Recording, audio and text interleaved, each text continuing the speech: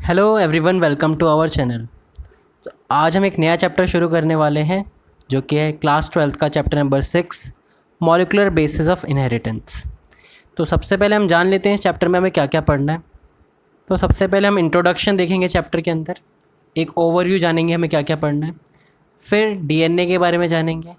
उसके बाद देखेंगे कि आखिरकार ये डीएनए जो सर्च हुआ एज अ जेनेटिक मटेरियल, ये कैसे सर्च हुआ। उसके बाद हम देखेंगे आरएनए वर्ल्ड, कि डीएनए से पहले आरएनए की जो दुनिया थी वो कैसी थी। उसके बाद हम देखेंगे डीएनए से आरएनए कैसे बनता है, जिस प्रोसेस को क्या बोलते हैं, ट्रांसक्रिप्शन बोलते हैं। फिर हम जेनेटिक कोड के बारे में देखेंगे, जिस कोड के थ्रू बेसिकली प्रोटीन कोड होते हैं। फिर हम देखेंगे ट्रांसलेशन के बारे में, ट्रांसलेशन क्या होता है, जिस प्रोसेस के थ्रू आरएनए से प्रोटीन बनते हैं। उसके बाद हम देखेंगे जीन एक्सप्रेशन को, और लास्ट में हम देखेंगे डीएनए फिंगरप्रिंटिंग। तो आइए अब शुरू करते हैं इंट्रोडक्शन से। तो देखो, इंट्रोडक्शन में सबसे पहले हम देखेंगे कि डीएनए जो होता है ज़्यादातर ऑर्गेनिज्म में जेनेटिक मटेरियल होता है, लेकिन कुछ एक्सेप्शन है, जैसे कि रेट्रोवायरस। रेट्रोवायरस के क्या अंदर क्या होता है, RNA as a genetic material होता है। और अगर देखें तो प्रियॉन्स, तो देखो प्रियॉन्स क्या होते हैं, ये प्रोटीन के एंटिटीज़ होते हैं, इनके अंदर कोई भी जेनेटिक मैटर नहीं होता। मतलब एक्सेप्शन क्या हो गए, कुछ वायरसेस और प्रियॉन्स। आगे अगर हम देखें तो हमें देखना है न्यूक्लियोलस क्या होता है। तो देखो न्यूक्लियोलस क्या होता है, एक स्पेरिकल बॉडी होती है जो सेंटर ऑफ न्यूक्लियस के अंदर प्रेजेंट होती है। अगली बात क्या होता है कि न्यूक्लियोलस के अंदर क्या होता है, क्रोमैटिन फाइबर्स होते हैं, जो कि जब सेल डिवीज़न होने वाला होता है तो रॉड शेप हो जाते हैं और क्या कहलाते हैं, क्रोमोसोम कहलाते हैं। और ये जो क्रोमोसोम होते हैं ये जीन को कंटेन करते हैं, मतलब इन्हीं के ऊपर जीन होता है। आप सभी ने इसको प्रूव करने के लिए एक थ्योरी पढ़ी होगी पिछले चैप्टर में, क्रोमोसोमल थ्योरी ऑफ इनहेरिटेंस, जिसके अंदर दिखाया गया है कि कैसे सेग्रीगेशन ऑफ जीन्स होता है और उसी के साथ क्रोमोसोम का भी सेग्रीगेशन होता था। अब एक और चीज़ ध्यान रखने वाली ये है कि हर एक क्रोमोसोम के ऊपर लगभग 1000 जीन्स होते हैं। मतलब ये कम और ज़्यादा भी हो सकता है, किसी किसी में बहुत ज़्यादा भी हो सकते हैं, किसी किसी में बहुत कम भी हो सकते हैं। तो एवरेज कितना होता है, 1000 जीन्स एवरेज अराउंड होते हैं हर एक क्रोमोसोम के ऊपर। अगर आप देखोगे, मान लो ये क्रोमोसोम है तो ये जो लाइनिंग बनी हुई सब क्या है, जीन्स हैं। आगे अगर हम देखें कि दो क्वेश्चंस के आंसर हम ढूंढते हैं कि ये जो डीएनए होता है वो कैसे हमारे ट्रेट को गवर्न करता है। मतलब कैसे डीएनए की वजह से जो कैरेक्टर्स आते हैं पेरेंट्स के थ्रू हमारे अंदर, वो कैसे गवर्न होते हैं। तो देखो, डीएनए एक प्रिंसिपल फॉलो करता है जिसे हम सेंट्रल डॉग्मा बोलते हैं, जिसके अंदर डीएनए से आरएनए बनता है और आरएनए से क्या बनता है, प्रोटीन बनता है। ठीक है। अब ये जो बेसिकली ट्रेट कंट्रोल करने का तरीका है, वो डीएनए क्या करता है, प्रोटीन बना के इन ट्रेट्स को कंट्रोल करता है। जितनी भी आपकी बॉडी के अंदर कोई भी टाइप ऑफ रिएक्शन होगी, कोई एंजाइम होगा, कोई हार्मोन होगा, हर चीज़ किससे बनी होती है, प्रोटीन से। तो जितनी भी चीज़ें कंट्रोल हो रही हैं उनके अंदर प्रोटीन का सबसे मेजर रोल है। तो कैसे करता है डीएनए कंट्रोल ट्रेट्स को, प्रोटीन के थ्रू। अगला अगर हम देखें रोल ऑफ आरएनए क्या है, तो आप सभी ने देखा इस प्रोसेस के अंदर क्या था, आरएनए से प्रोटीन बन रहे थे। तो बेसिकली क्या है, प्रोटीन फॉर्मेशन काम होता है आरएनए का। और आरएनए कब करेगा प्रोटीन फॉर्मेशन, जब उसे डीएनए सिग्नल देगा। आगे अगर हम देखें डीएनए के बारे में कुछ ओवरव्यू जान लेते हैं। तो देखो, डीएनए की सबसे पहले फुल फॉर्म क्या होती है, डीऑक्सीराइबो न्यूक्लिक एसिड। ये कैसा स्ट्रक्चर होता है इसका, डबल स्टैंडर्ड हेलिकल स्ट्रक्चर। तो देखो हेलिक्स ऐसे करके जो फिगर वगैरह बनती है उसको हेलिक्स बोलते हैं। आप तो देखो ये जो डीएनए का स्ट्रक्चर है ये डबल स्टैंडर्ड है। देखो एक ये रहा स्टैंड और दूसरा ये रहा स्टैंड, और ये दोनों कॉइल करके एक दूसरे के साथ जॉइंट हो रखे हैं। इसी पूरे स्ट्रक्चर को क्या बोलते हैं, डीएनए बोलते हैं। अब अगली बात है कि डीएनए जो होता है वो पॉलीमर होता है। तो पॉलीमर होता है तो इसका कुछ मोनोमर भी होना चाहिए। तो मोनोमर क्या होता है, डीऑक्सीराइबो न्यूक्लियोटाइड इसका मोनोमर होता है। तो मोनोमर बेसिकली क्या होता है, एक ऐसी यूनिट जो बार बार मतलब एक तरीके से ज्वाइन होके पॉलीमर का फॉर्मेशन करेगी। और पॉलीमर क्या है, डीएनए है यहाँ पे। तो देखो बेसिकली अगर आप लाइनिंग को, ये जो लाइंस वगैरह जा रही हैं, इसके छोटे से पार्ट को क्या कंसिडर कर सकते हो, इस पूरे डीएनए के पार्ट को न्यूक्लियोटाइड कंसिडर कर सकते हो। इसी की रिपीटेशन की वजह से क्या बना है, पूरा का पूरा डीएनए का स्ट्रक्चर बन पाया है।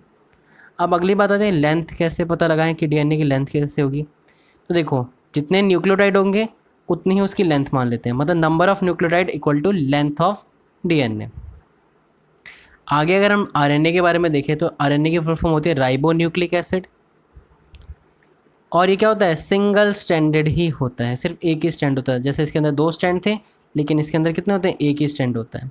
अगली बात है कि ये भी पॉलीमर होता है, तो इसका मोनोमर क्या होता है, राइबो न्यूक्लियोटाइड इसका मोनोमर होता है। तो देखो इसका अगर छोटा सा पार्ट लोगे तो ये क्या होगा, राइबो न्यूक्लियोटाइड होगा। इसी को बार बार रिपीट करके क्या बनाया गया है, आरएनए को बनाया गया है। आगे अगर हम ये जो न्यूक्लियोटाइड हमने 2 बार देखा, इसका स्ट्रक्चर के बारे में बात करें तो इसके स्ट्रक्चर में 3 चीज़ें होती हैं। पहला एक पेंटोस शुगर, फिर नाइट्रोजन बेसिस होते हैं, और लास्ट में एक फॉस्फेट ग्रुप भी होता है। अगर आप इस पूरे स्ट्रक्चर को देखो तो ये एक सिंगल न्यूक्लियोटाइड का स्ट्रक्चर है।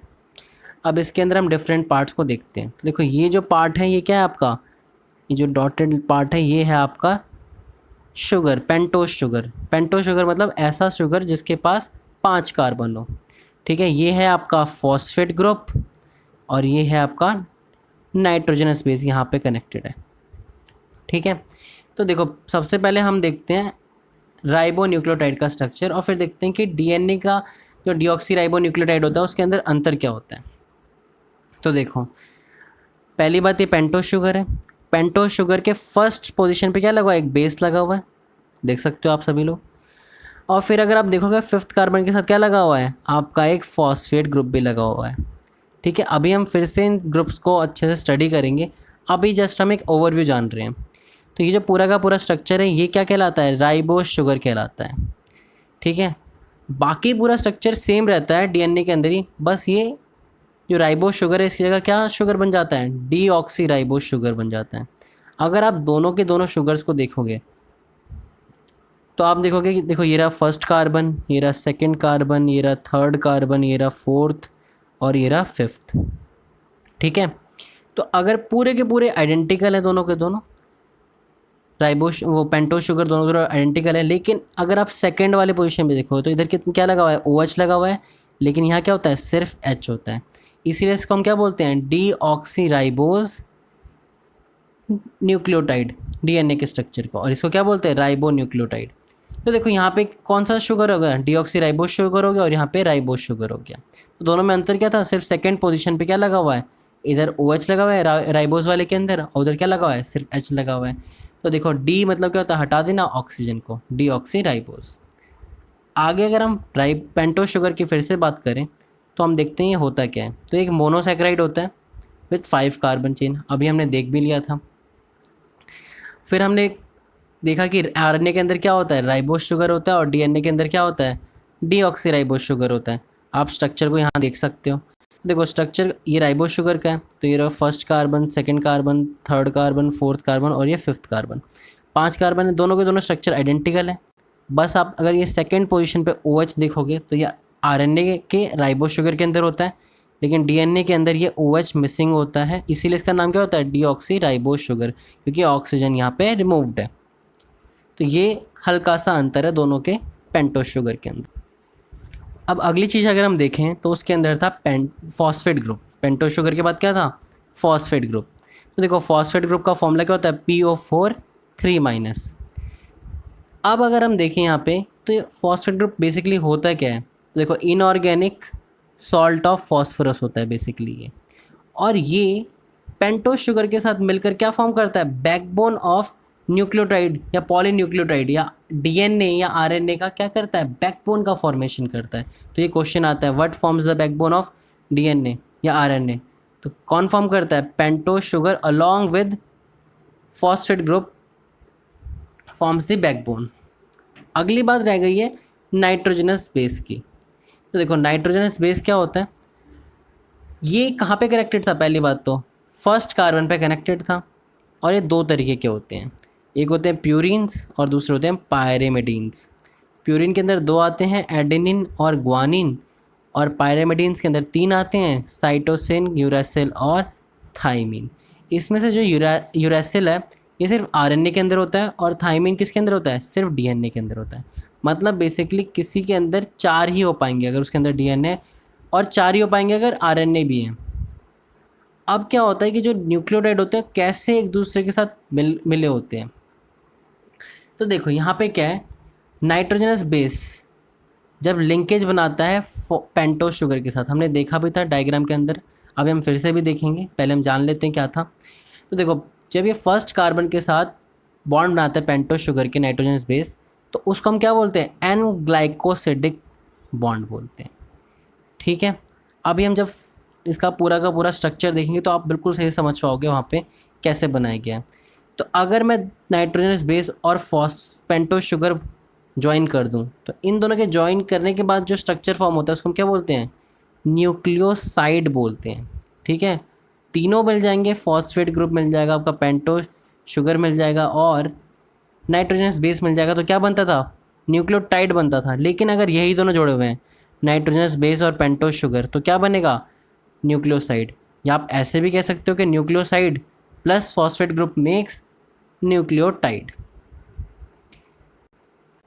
अब देखो एक और बार हम स्ट्रक्चर को अच्छे से जानते हैं, पेंटोस शुगर कहाँ होता है, कहाँ पे आपका नाइट्रोजनस बेस कनेक्टेड होता है और कहाँ पे आपका फॉस्फेट ग्रुप लगा होता है। तो देखो ये रहा आपका पेंटोस शुगर, ठीक है, ये रहा आपका नाइट्रोजनस बेस और ये रहा आपका फॉस्फेट ग्रुप। तो देखो यहाँ दिख रहा है आपको PO4 3-, ठीक है, और यहाँ पे अगर आप देखो ये आपका पूरा नाइट्रोजनस बेस है और बीच में जो रह गया वो क्या आपका पूरा का पूरा पेंटोस शुगर है। तो अगर आप फर्स्ट पोजीशन पे देखो तो यहाँ OH था और यहाँ इसके नाइट्रोजन बेस के H होता है, दोनों के दोनों बॉन्ड बनाते हैं और वाटर का रिमूवल होता है। ठीक है, हाइड्रोलिसिस के थ्रू बॉन्ड फॉर्म होता है और ये क्या होता है, नाइट्रोजन बेस इसके फर्स्ट पोजीशन पे आके जुड़ जाता है। ठीक है, जैसा कि हमने प्रीवियस फिगर में देखा था। आप अगर दूसरी तरफ बात करो फॉस्फेट ग्रुप की, तो देखो ये 5th कार्बन है, इसके लास्ट एंड पे OH लगा हुआ है और जो आपका फॉस्फेट ग्रुप है यहाँ पे OH लगा हुआ था। तो यहाँ का H और यहाँ का OH दोनों मिलके क्या होगा, वाटर का रिमूवल होगा और ग्लाइकोसिडिक बॉन्ड का फॉर्मेशन हो जाएगा दोनों के बीच में बेसिकली। और ये कहाँ पे ज्वाइन हो जाएगा आपका फॉस्फेट ग्रुप, ये आपका 5th पोजीशन पे जाके ज्वाइन हो जाएगा। ठीक है, अब देखो फॉस्फेट ग्रुप कहाँ पे ज्वाइन हो रहा है, 5' एंड पे। तो ये जो बॉन्ड होता है इसको हम क्या बोलते हैं, फॉस्फोएस्टर बॉन्ड बोलते हैं। और जब ये बॉन्ड फॉर्म हो जाएगा और ऑलरेडी यहाँ पे ग्लाइकोसिडिक बॉन्ड बन चुका है, तो दोनों के बनने के बाद हम क्या बोलेंगे, इसको न्यूक्लियोटाइड बोलेंगे। मतलब phosphate group plus pentose sugar plus nitrogenous base आपका क्या बनाता है, न्यूक्लियोटाइड बनाता है। तीनों मिलके न्यूक्लियोटाइड बनाते हैं। और अगर यही दोनों सिर्फ मिले होते हैं, मतलब इतना ही पार्ट होता है, इतना ही, तो वो क्या कहलाता आपका, न्यूक्लियोसाइड कहलाता। लेकिन जब ये फॉस्फोएस्टर बॉन्ड के साथ फॉर्म हो जाएगा तो ये पूरा का पूरा स्ट्रक्चर क्या कहलाया जाएगा, न्यूक्लियोटाइड कहलाएगा। इस वीडियो के लिए सिर्फ इतना ही। नेक्स्ट वीडियो के अंदर हम इसके आगे का पार्ट देखेंगे और फिर हम ये भी देखेंगे कि कैसे एक न्यूक्लियोटाइड दूसरे न्यूक्लियोटाइड के साथ कनेक्टेड होता है। और फर्दर हम कुछ एक्सपेरिमेंट्स को भी अगर आपको हमारी वीडियो अच्छी लग रही है तो हमारे चैनल को सब्सक्राइब करें, वीडियो को लाइक करें, शेयर करें और अगर आपको कोई डाउट है तो उसको कमेंट सेक्शन में लिखें। Thank you.